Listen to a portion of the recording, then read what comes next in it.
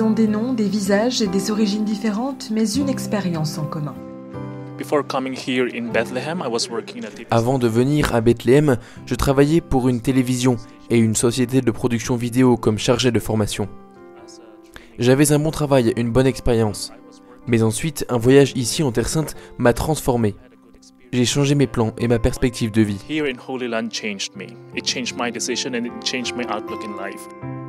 Ma vocation est née quand j'étais petit, lorsque j'étais enfant de cœur dans ma communauté. Puis, en connaissant les frères et la custodie de Terre Sainte, j'ai eu le désir de venir en Terre Sainte pour offrir mon aide aux nécessités de la custodie. Ma vocation est née il y a 4 ans, durant la marche franciscaine. C'est là que j'ai découvert que la vie des frères et sœurs n'est pas seulement faite de prières, mais qu'elle consiste aussi à vivre une joie intérieure, même si on ne la possède pas.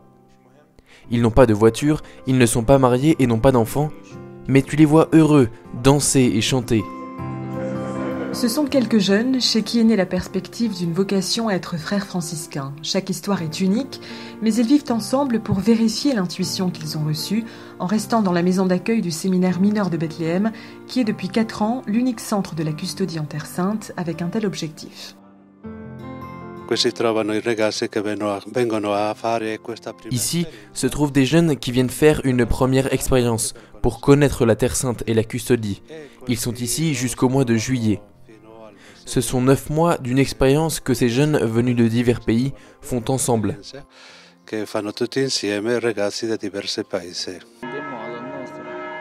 Palestine, Philippines, Corée, Inde et divers pays d'Amérique latine, les aspirants proviennent d'au moins 7 pays différents. Au début, la question de la langue était une barrière parce que nous n'en avions aucune en commun. Mais petit à petit, les mois passant, nous sommes parvenus à trouver des points en commun, à parler. Par exemple, nous sommes tous en train d'étudier l'italien et je crois que cela nous aide à communiquer.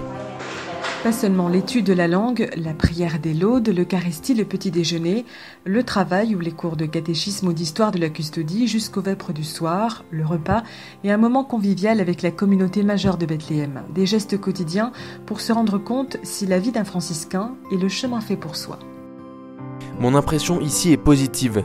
Quand tu laisses ton pays, tu découvres d'autres cultures et cela t'ouvre l'esprit. Cela te montre que tu n'es pas le seul à avoir raison. Mais d'autres personnes peuvent aussi avoir raison, même si elles ont d'autres idées et qu'elles sont différentes de toi. Cela te fait grandir.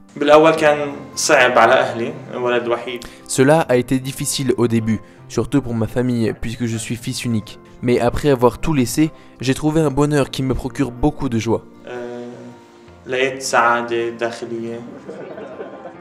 Cela a été un changement radical, d'une vie exubérante dans le domaine de la télévision, pleine de divertissements, où j'étais enseignant, à une situation où je suis en formation, en dialogue avec le Seigneur et où je découvre ma vocation. Oui, j'ai perdu quelque chose, mais j'en ai trouvé une meilleure. J'ai trouvé des frères, une communauté.